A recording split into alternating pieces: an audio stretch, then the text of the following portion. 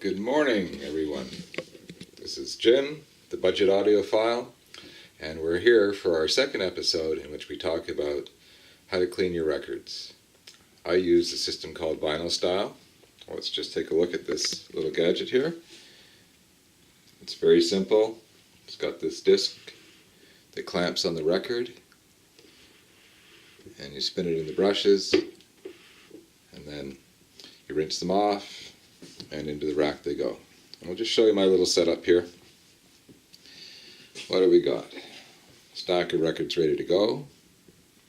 In fact, AC/DC's Highway to Hell is up. A stack of drying cloths, which I get at the dollar store, and a stack that are have jackets ready to go back with their newly clean records. And so let's just set the camera up so you can see what's going on here. So there we go. This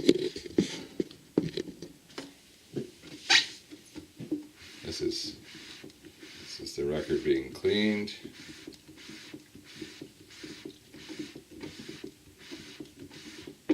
I might do 4 or 5 revolutions in one direction, turn it around, 4 or 5 in another direction.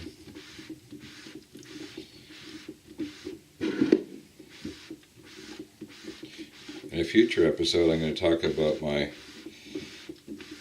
budget record cleaning solution that I make myself.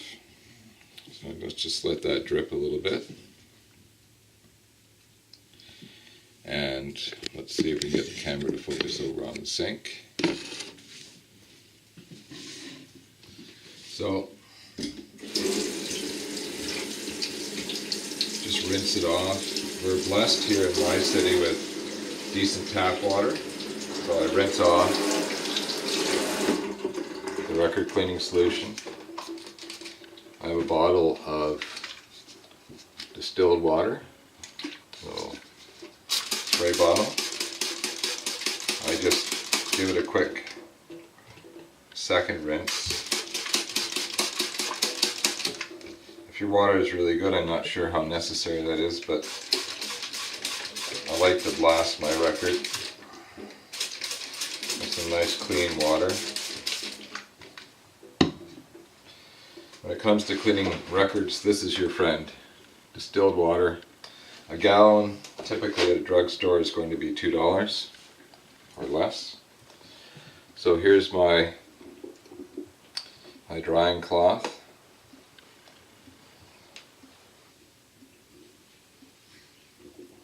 You don't want to be aggressive with the drying process because I've noticed that you can pick up quite a bit of static, so it's just a very gentle mop up.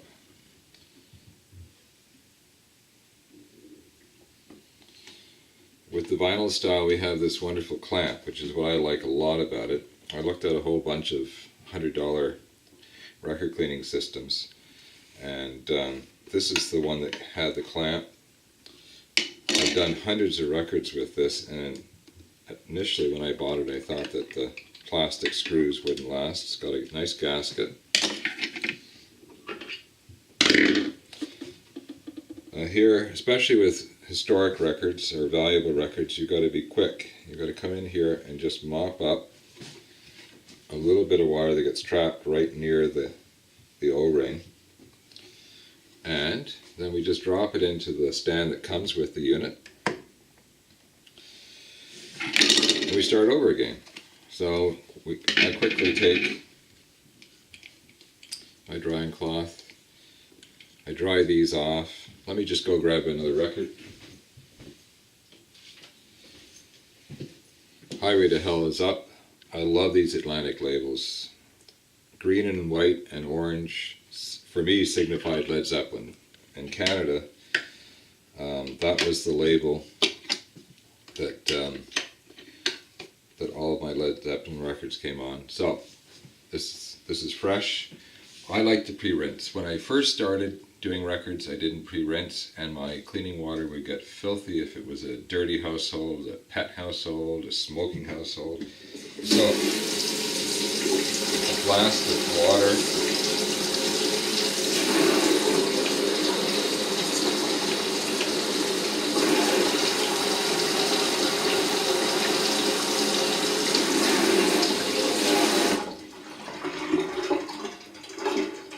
Be careful you don't use hot water. Lukewarm water. These brushes ride up a little bit. Here, let's see if we can have a better look at that. See how that's just ridden up a little bit. So you just push the brush back down. Hey, for $100 for a good record cleaner, I'm not going to complain that the brushes ride up. They come out quite easily for rinsing afterwards. The whole system comes with a funnel with some filters. When I bought it initially, I bought a second set of filters for the funnel, and I bought a spare pair of brushes. Shipping is so expensive to Canada from the US that if you think you're going to need it, you buy it on the initial order, otherwise you're going to be paying double the price just because of the shipping. So often what I do is I'll load a record into the cleaner and I'll just let it sit for a minute while I go and get the next one, but that would slow the video down.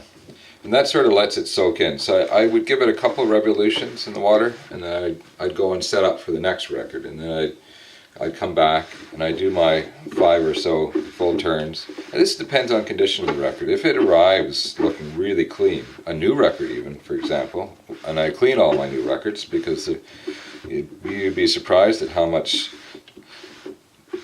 not debris, but some sort of residue that comes off of even new records. The tank will show a color change if it's brand new fluid with a brand new record. So I basically clean all the records that go in my collection, and because I buy collections for resale, my rule is that any record that is a $10 and more record at least gets cleaned. If it's a $20 record, it gets a archival quality sleeve and protective jacket and so on. And if it's a $5 record, I might repair the jacket if it's split. And if the record's absolutely filthy, I might give it a quick clean. But heck, if you're paying me $5 for an okay record, you can take it home and clean it and put some decent jackets. So there we go. And we're just about done now.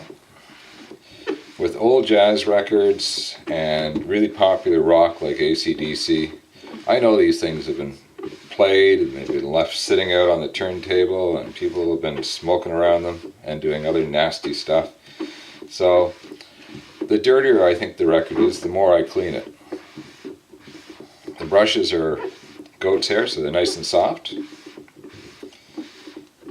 So let's just run through the final sequence so that you can see what happens. We just rip it off.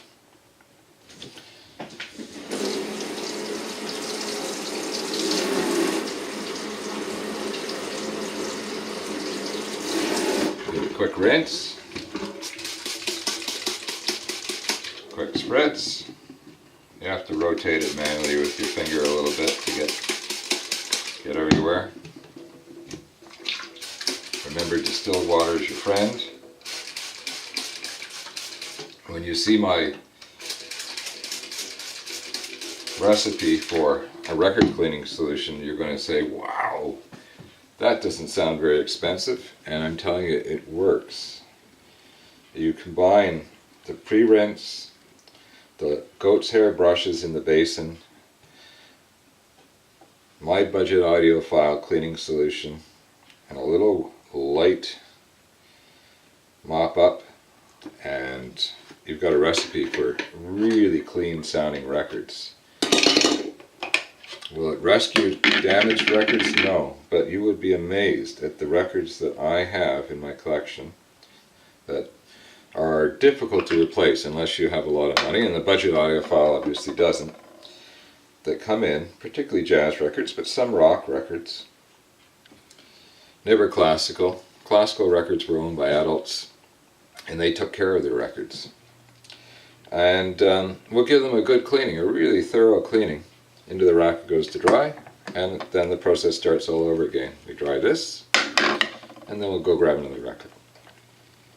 But those records, after a good cleaning, many of them will be very playable, and essentially they're rescued. So let's go into the listening room,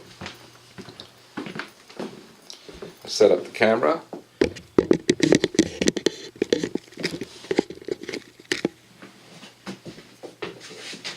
There we go.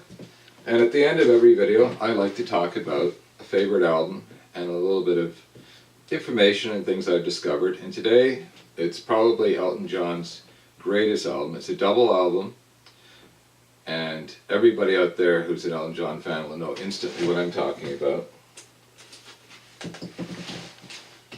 And that is Yellow Brick Road. 1973. This is an original Canadian press, and it was my go-to copy for a long time. Let's take it out here and have a peek at it so you know what the label looks like. The US press is probably similar, in that we've got the MCA label with the rainbow, and it's a dark disc, or a black disc would be a better way. Nice heavy vinyl, beautiful trim on the edges, and it sounds good, and it's a great album. Every track on this thing is just amazing. But my favorite is the opening track, Funeral for a Friend, and then Love Lies Bleeding, which is, I guess it's a bit of a medley. It's two songs that mash together. And then it follows up with Candle in the Wind and Burning the Jets. I mean, is that a great opening side? I think this is Elton's 7th album, 1973. And Rolling Stone said that it was number 91 out of 500. So this is a well-loved album by many people. And I bought a collection recently. And I got another one in there. Actually, I got two more. And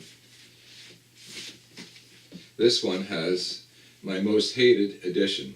In the lithograph, it has 2 records on it. Not even a label stuck on. And I hate these things. And in fact, I wanted to hate this record from the moment I saw it. I cleaned it up, got it ready for resale, and I said, you'd better just compare it to your original Canadian press to see. This is a later press, I'm not sure which one, but the album was clearly well loved. The jacket's in beautiful shape. Sometimes when they're in this good a shape, I think it's because people buy the album and don't actually enjoy the music, which is great for me. And surprisingly, I find this often with Elton John records. So, and I love Elton's early work. Not so much his later work, though he was still an amazing artist. So let's look at the label. The label is a little different.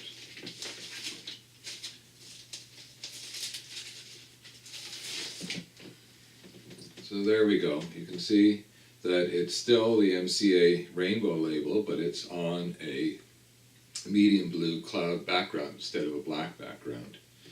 It's on thinner vinyl, still nicely trimmed. It was, I would call it a solid mint, cover and album, both records. And the sonics on it were unbelievable. They were glorious compared to the original Canadian press, which had been played a little bit, but was still in very good shape. I would classify that record as very good under Discogs rules. And it just goes to show you that a favorite record, even a favorite pressing that you have in your collection, it's always worthwhile to put it up against. If you happen to have another version, another press, put it up against the other press. Do an A to B. Listen to some of the more sonically intensive tracks, or the tracks that are very important to you that you enjoy the most. In my case, it's the opening twin tracks, Funeral for a Friend. And you might just be really surprised. You might have a record that's going to be swapped out, and somebody else will really appreciate getting the first Canadian press. And if they're a collector, they'll want that one, they'll want the later presses, they'll want the US presses, the UK presses, absolutely they'll want the UK presses. And they'll probably have it on CD and high-res rip. But in my case, I only want one really good quality playing copy. That's all I'm interested in my collection, but then again, I live in a small place. So, that's record cleaning and Elton's Yellow Brick Road. And next up, we're going to do my not-so-secret record cleaning formula. This is the Budget Audiophile, signing off yet again.